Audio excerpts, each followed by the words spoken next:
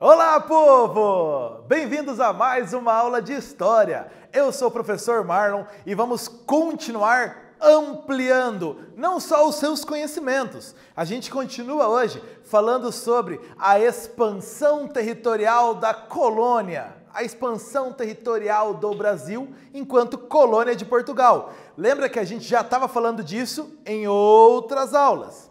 Hoje a gente vai falar sobre os criadores de gado, pecuária, e como a pecuária, tanto no Nordeste quanto no Sul da colônia, ajudaram a aumentar esse território, a expandir o território. Então, além de aumentar seus conhecimentos, vamos ver como a colônia portuguesa na América também foi expandida em seu território. Ai, mas eu não lembro a última aula? Você sabe que a gente vai relembrar. Na aula anterior, falamos sobre as bandeiras, que eram expedições que saíam de São Paulo para o interior da colônia. Tinham dois objetivos. Decorou? Dois objetivos. Primeiro, capturar índios para escravizar. Segundo objetivo, encontrar pedras preciosas. Ainda, essas bandeiras ajudaram a aumentar as fronteiras da colônia. Esse é o tema. Isso nós vimos sobre os bandeirantes e antes ainda havíamos visto sobre como os jesuítas também participaram desse processo. Hoje a gente fala como a pecuária, os criadores de gado também participaram desses processos de expansão territorial da colônia.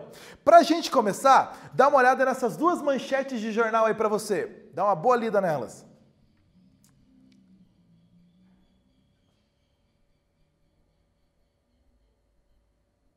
Do teu lado esquerdo, você tem a manchete da Tribuna do Paraná, do boi nada se perde, tudo se transforma. Uma reportagem, então, mostrando sobre o aproveitamento do boi, que não é só da carne, mas de todas as partes, de tudo que forma um boi.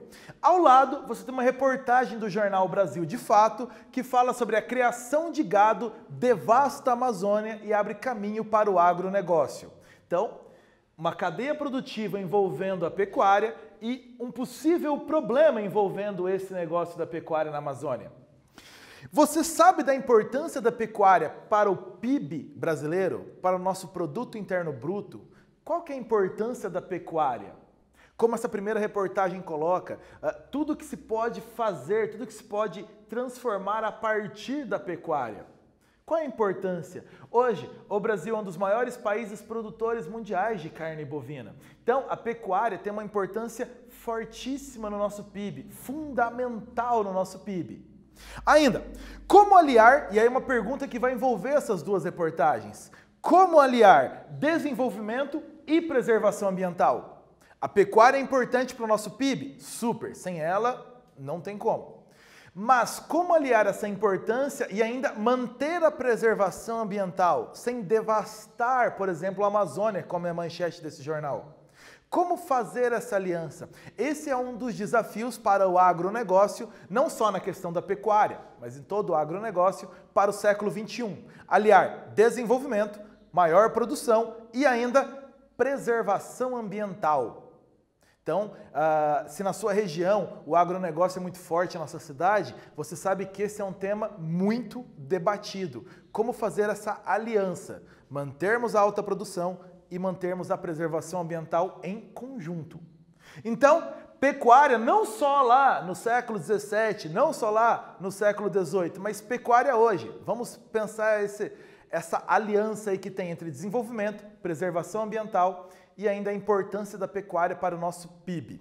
Povo, mas voltando ao período colonial, a pecuária desempenhou um importante papel na economia colonial. E disso nós já falamos. Em aula sobre o açúcar nós já falamos, que a gente tinha até um textinho muito além do açúcar, tá lembrado? Além da carne, do couro e do leite, os animais serviam como força motriz e meios de transporte. Lembra o que é força motriz? Para movimentar os engenhos, as moendas. Isso. Meios de transporte. Então, não é só carne, couro e leite quando a gente pensa em pecuária no Brasil colonial. Mas a pecuária é um produto de mercado interno, pouquíssima exportação ainda durante o Brasil colônia. A pecuária é para o mercado interno, ao contrário da cana-de-açúcar, que é basicamente para exportação, lembra de plantation. Pecuária é mercado interno, é produção para dentro da colônia. Aqui tem uma imagem que a gente já viu em aulas passadas. Eu resgatei exatamente porque hoje a gente fala de pecuária. Repara os bois como meio de transporte e como força motriz no engenho. Aqui uma imagem de um engenho para você. E você tem mais do centro para a sua direita da imagem, os bois sendo usados aqui no carro de boi, bem no centro da sua imagem. À sua direita, você tem uma moenda e você tem bois sendo usados para movimentar essa moenda de cana. Mais para trás ainda, bois transportando cana-de-açúcar do canavial aqui para o engenho. Então, repara nesse uso dos bois como meio de transporte e como força motriz. Então, ligado ao engenho de açúcar, a pecuária é super ligada. Tarefa para você, para relembrar o que a gente já conversou desses assuntos. Vai lá!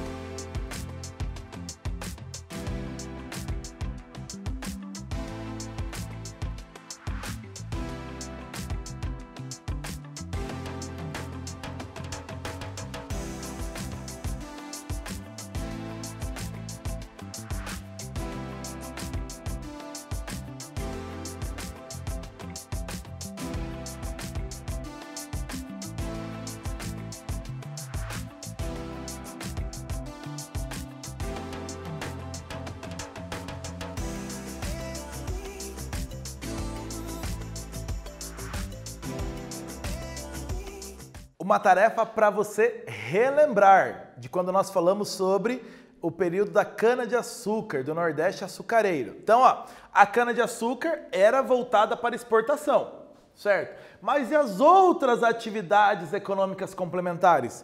Quais eram? Muito tranquilo para você, pecuária, fumo, mandioca e algodão. Essas eram voltadas ao mercado interno, na maioria delas, e complementavam a principal produção agrícola brasileira de exportação, que era a cana-de-açúcar. Não era avicultura e café como importantes, café só no século XIX mesmo como importante. Não era, então, café novamente, indústria de pequeno porte, e nem suinocultura, nem artesanato como atividades complementares importantes à cana-de-açúcar, certo? Letra A, bem tranquilo. Essa relação ainda de pecuária e cana-de-açúcar, até o século XVII, gado e cana-de-açúcar conviviam no mesmo quintal. Lembra, o gado é complementar à produção açucareira. Você tem o gado como força motriz e como meio de transporte. Claro, além do couro, da carne e do leite. Aí, o gado passou a ser um problema, pois, além de destruir plantações, ele ocupava um espaço que poderia ser da cana-de-açúcar. E, claro, a cana-de-açúcar muito mais rentável. Então, o gado passou a ser um problema. De convivência juntos a um problema.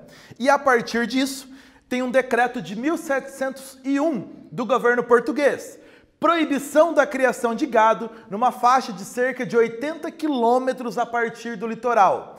Não pode criar gado numa faixa que vai do litoral para o interior de cerca de 80 quilômetros. Só a partir daí que está liberado a criação de gado à pecuária.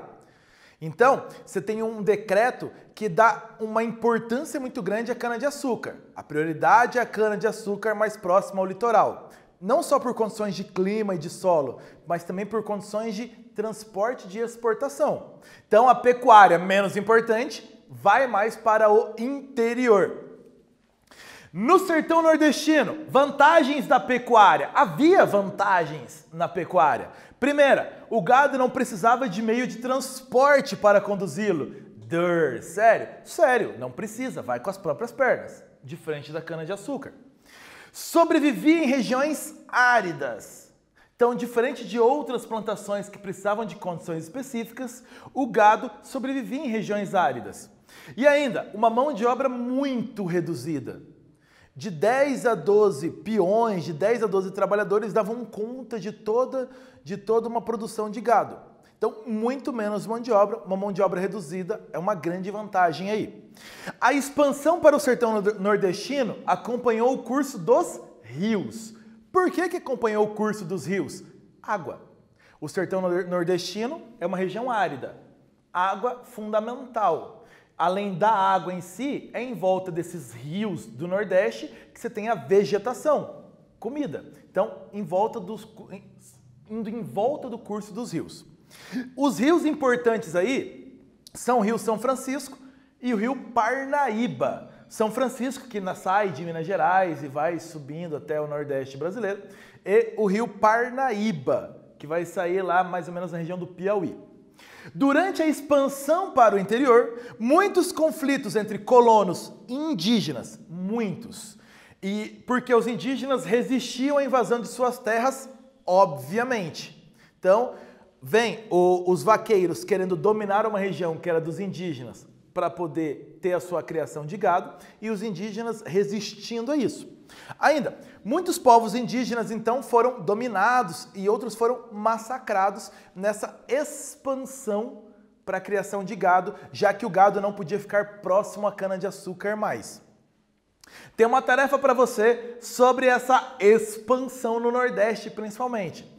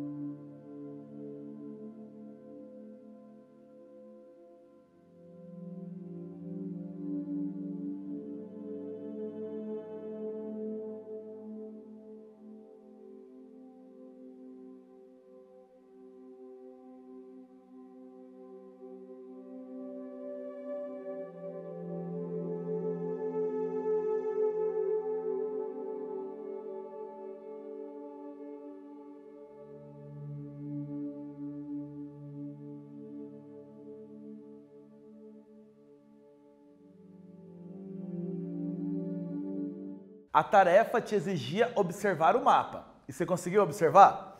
Olhando ele, que informações você consegue extrair sobre a pecuária no Nordeste no período colonial? E lembra da importância da legenda. Tem que ler mapa. E a legenda mostra que a cor verde mais escura se refere à pecuária. Ainda, a cor rosa, cana-de-açúcar. Que informações você extrai disso, então? Cana-de-açúcar bem no litoral, nessa faixa mais estreita de litoral. E a pecuária? Indo para o interior. Reparou? Principalmente em volta dos rios. Aqui o Rio São Francisco, e repara que a pecuária em volta, e aqui o Rio Parnaíba. Então, em volta desses dois rios, principalmente, pecuária muito forte se desenvolvendo. Então, e longe da cana-de-açúcar, que é no litoral. Então, não convivendo no mesmo espaço a partir de 1701. Lembra que a outra região forte produtora de cana-de-açúcar é essa região próxima a São Paulo, São Vicente, como está marcadinho no mapa aqui.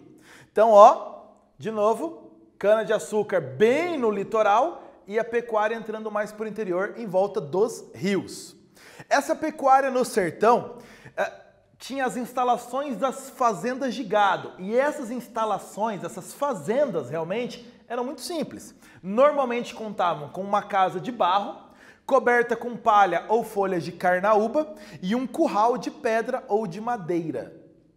Então, essas fazendas, quando a gente fala em fazenda no Nordeste, na pecuária, são fazendas simples, ok? Nada de pensar naquela super fazenda mega poderosa. Fazendas simples, porque exatamente elas são muito no interior, longe de qualquer outro povoado.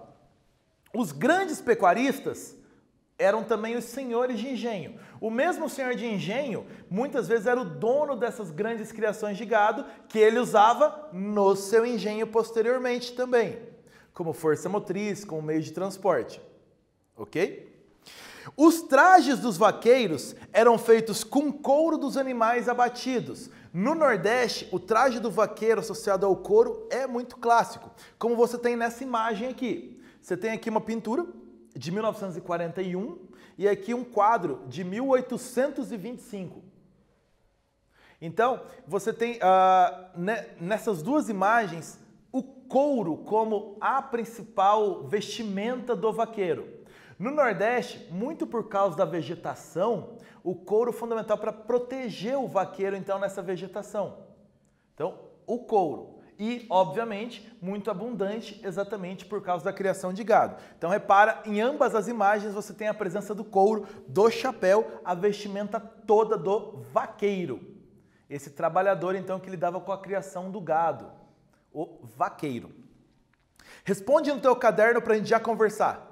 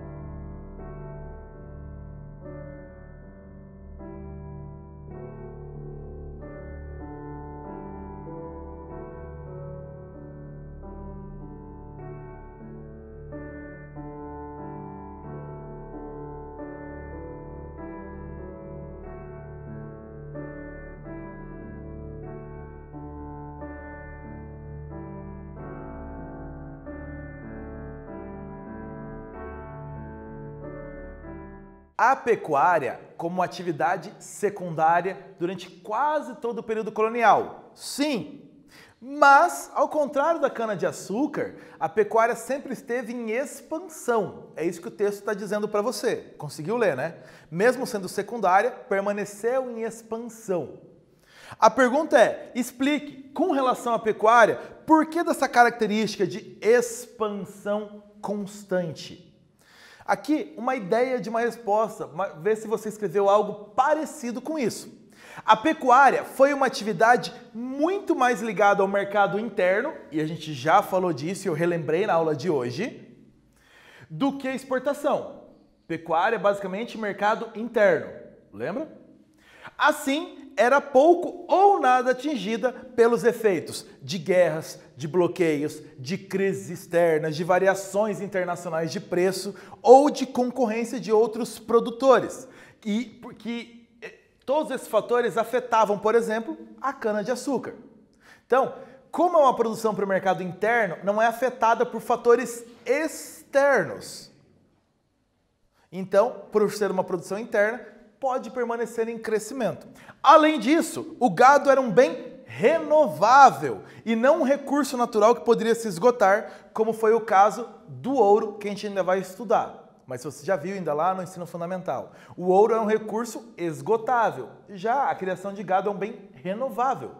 Então também não sofre com esse outro fator. Tranquilo? Bora! No sul do Brasil, a gente falou sobre a expansão da pecuária no Nordeste. E no sul do Brasil, quais são as características? No sul, com a destruição das missões jesuíticas, o gado se dispersou e reproduziu. Lembra que nas missões ou reduções jesuíticas, além de plantação, você tinha a criação de alguns animais. Nós falamos disso na aula. Quando essas missões foram destruídas, principalmente por ataques bandeirantes, como nós falamos na aula passada, esse gado muitas vezes ficou disperso e aí se reproduzindo como um gado selvagem. Os paulistas fundaram povoados no atual estado de Santa Catarina exatamente atraídos por esses rebanhos de gado selvagem. Principalmente o litoral de Santa Catarina, então, passou a ter povoados formados por paulistas interessados em controlar um pouco desse gado. Em 1680, o governo de Portugal mandou erguer a Colônia de Sacramento. Eu grifei porque ela é bem importante. E ela fica no Rio da Prata, onde hoje é o Uruguai, em frente a Buenos Aires, capital hoje da Argentina. Por que isso? Garantir e ampliar seus domínios na chamada Terra de Ninguém. Você tem hoje ali em Santa Catarina a região de Laguna até o sul do Rio Grande do Sul, já vou até mostrar isso num mapa, e essa terra era a tal Terra de Ninguém. Pelo Tratado de Tordesilhas, pertencia à Espanha. Ok? Mas você vai lembrar que a Espanha está muito interessada na prata, nesses metais preciosos, da costa ligada ao Pacífico da América do Sul.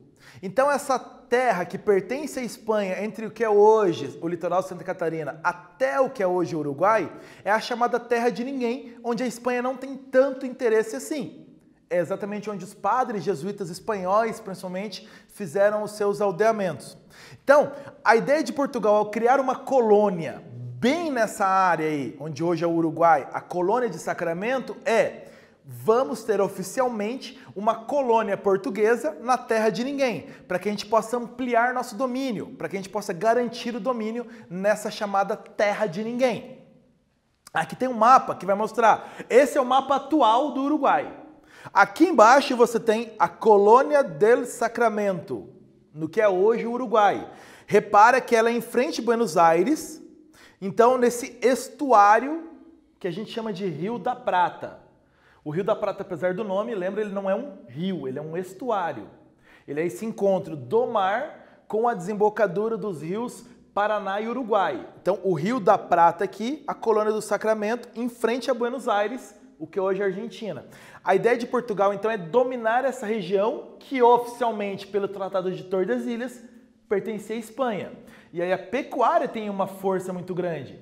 Lembra que esses paulistas vão para essa região interessados em dominar esse gado selvagem que está por aí. Então há um apoio do governo português para isso.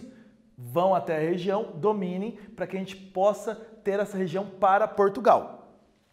A pecuária no sul foi a atividade mais importante da região durante todo o período colonial. Se no Nordeste é cana-de-açúcar, em Minas Gerais a exploração do ouro, no sul é a pecuária, durante todo o período colonial. Nas estâncias, e eu grifei estância a gente pode dizer que seria a fazenda nessa região sul da colônia. Então as fazendas na região sul da colônia a gente chama então de estâncias. Nessas estâncias o trabalho era realizado pelo capataz e pelos peões. Esses peões podiam ser brancos, indígenas ou mestiços e assalariados na maioria. O trabalho escravo existia, mas não era a maioria. A maior parte dos trabalhadores assalariados. Até fins do século XVIII, a produção de ouro era a principal finalidade, a produção de couro, melhor dizendo, é a principal finalidade.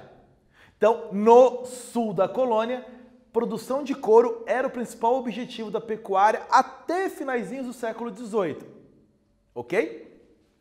Aqui você tem uma imagem de uma campina no atual estado do Rio Grande do Sul, onde você tem ali, então, os peões a cavalo nessas campinas do sul. Então, são terras muito longas e planas, áreas muito grandes e planas, com essa vegetação bem típica exatamente para a procriação desses rebanhos de gado.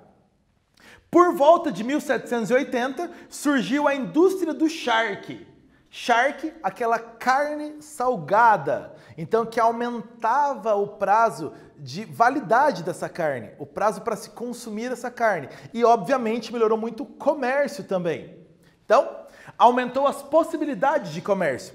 A produção de leite era pouco desenvolvida no sul, mas era a única região que era produtora e consumidora de manteiga. Por que só no sul? Condições de clima. Manteiga, então, classicamente é uma produção do sul. Além dos bovinos, havia uma forte criação de cavalos e mulas, chamados de muares também, muito exportadas para as Minas Gerais, e onde elas eram um importante meio de transporte naqueles terrenos acidentados. Então, nós vamos falar mais para frente sobre esse ouro em Minas, e você vai ter essa ligação com esses cavalos e com essas mulas que vinham do sul da colônia. Bem importante, então, além do gado bovino, você tem cavalos e mulas como muito importantes. Aqui você tem duas imagens que vão te mostrar esse típico trabalhador das estâncias. Primeiro é uma estátua que está em Porto Alegre, chamada Estátua do Laçador. Fica lá em Porto Alegre. É uma homenagem a um dos grandes folcloristas do Rio Grande do Sul, chamado Paixão Cortes. E aqui mostra, então, esse laçador todo paramentado, como se trabalhava nessas estâncias. Ao lado, uma pintura mostrando um desses peões de fazenda do sul da colônia. Repara que é uma roupa muito diferente dos vaqueiros do Nordeste, que é uma roupa muito ligada ao couro. No sul você já tem essa diferença aqui aparecendo. Então, a estátua do laçador e um peão de estância para você. Lembra que eu mostrei a imagem dos vaqueiros do Nordeste, agora dois trabalhadores da pecuária do Sul, e existem grandes diferenças. Tarefa para você fazer agora, observando principalmente esse sul da colônia, ok? A gente já volta.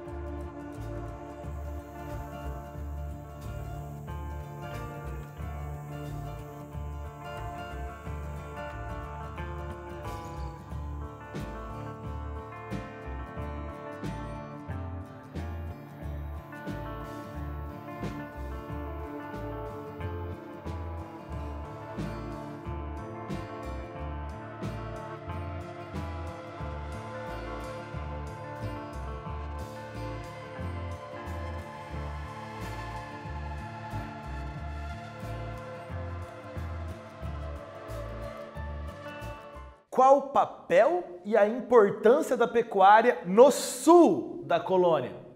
Então, você vai lembrar que o Tratado de Tordesilhas e essa região ao sul da colônia é basicamente território espanhol. A importância aqui é exatamente de o governo português garantir a posse dessa chamada terra de ninguém, que a gente falava que é essa região, que pertencia à Espanha, mas a Espanha não tinha um domínio efetivo. Então, o governo português, desejando ter um domínio efetivo e aumentar a fronteira dessa colônia, incentivou também que pessoas fossem trabalhar nessa região. Principal meio de produção, pecuária. Então a pecuária tem uma forte importância no domínio português dessa região. Tanto aqui, colônia de Sacramento embaixo, até a região de Laguna, toda essa região aqui que pertenceria à Espanha pelo tratado, Portugal chega primeiro com essa dominação, mostrando, cheguei primeiro, dominei primeiro, então mereço ficar com essa área. Em próximas aulas nós vamos falar sobre esses tratados que formaram a fronteira do Brasil. Você vai perceber como essa pecuária teve essa forte importância aí para definir essas fronteiras do atual Brasil. Galera, na aula de hoje nós falamos sobre pecuária, criação de gado, que foi um importante fator na interiorização da colônia.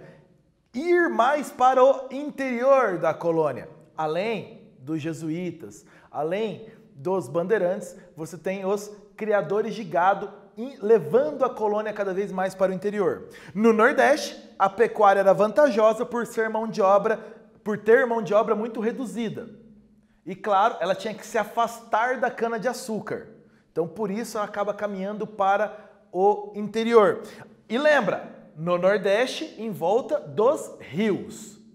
Básico para a sobrevivência. Já no sul, aproveitando-se dos rebanhos das missões jesuíticas, o governo português incentivou a colonização para ocupar uma área que pertenceria à Espanha, e essa área tinha um nome à época, Terra de Ninguém. Então, você tem uma pecuária super importante na expansão da colônia no Nordeste e super importante na expansão da colônia do Sul, que ajuda um pouco a definir as fronteiras, os limites do Brasil, do que viria a ser o Brasil, e da ocupação dessa colônia. É isso? Fechamos a aula de hoje? Galera, a gente vai ficando por aqui, a gente volta na nossa próxima aula para conversar, e onde a gente vai falar um pouco mais ainda sobre interior da colônia. Não perde, a gente volta. Tchau, galera!